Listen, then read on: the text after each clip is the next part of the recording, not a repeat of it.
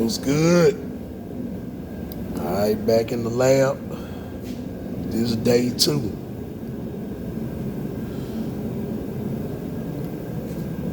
Show y'all how far I got.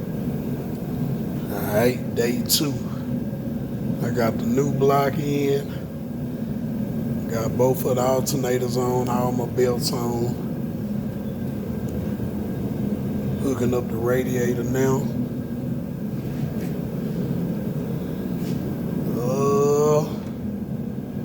Yeah. We looking alright. Y'all. All my belts on, second alternator on. All I gotta do now is put my carburetor on, and we gonna do away with a lot of this electronic stuff for the pollution and all that, because this block here is an older block, so it got all the pollution pump stuff already bypassed and all that good stuff. So yeah, we looking real good.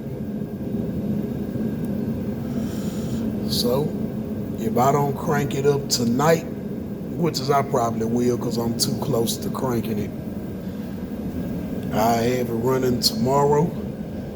We'll see what this new block do.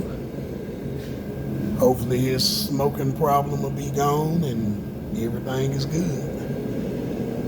I shall hit y'all tomorrow with an update.